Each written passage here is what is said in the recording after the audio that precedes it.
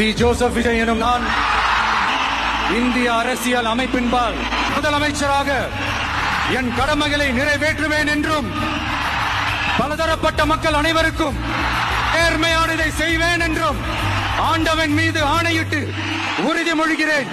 அடடா அடடா, சந்தோஷம் சந்தோஷமா இருக்கு. எப்படி சொல்றது இந்த சந்தோஷத்தை? புரட்சிய நடத்தி காட்டியிருக்காங்க டிவிக்கு நம்ம தளபதி விஜய். என்னது புரட்சியா? இதெல்லாம் ஒரு புரட்சியா அப்படின்னு கேக்குறாங்க பல பேரு. ஆமாங்க, இது எங்களுக்கு புரட்சி தாங்க. 59 வருஷமா டிஎம்கே ஏடிஎம்கே ரெண்டு கட்சி தான் மாறி மாறி, இவன் 5 வருஷம் அவன் 5 வருஷம் கொள்ளடிச்சாங்க. ஊழல் புகார் வரும், எல்லாம் வரும். ஆனா மாறி மாறி மக்கள் இந்த ரெண்டு கட்சிக்கு மட்டும்தான் மாத்தி மாத்தி ஓட்டு போடுவாங்க, ஜெயிக்க வைப்பாங்க. இவங்க 5 வருஷம் கொள்ளையடிப்பாங்க, அடுத்த 5 வருஷம் அவங்க கொள்ளையடிப்பாங்க. அப்படி போன கணக்கு தான் இப்ப 10 லட்சம் கோடி கடன்.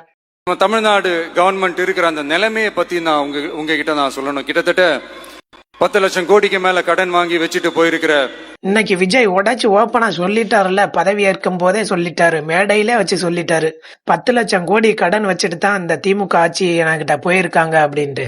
சரி, மக்களுக்கு நலத்திட்டங்கள் அது பண்ணது கூட 5 லட்சம் கோடி வச்சுக்கலாம். மிச்சம் 5 லட்சம் கோடி கடன் எப்படி? அப்புறம் தமிழ்நாட்டோட வருமானம்லாம் எங்கே போச்சு? இந்த வரி அந்த வரி எல்லா வரியும் கட்டுறமே, அதெல்லாம் எங்க? அப்ப எத்தனை லட்சம் கோடி இவங்க கொள்ளடிச்சிருக்காங்கன்னு பாத்துக்கோங்க. அதனாலதான் சொல்றோம், இது புரட்சி தான், புரட்சி தீ தான்.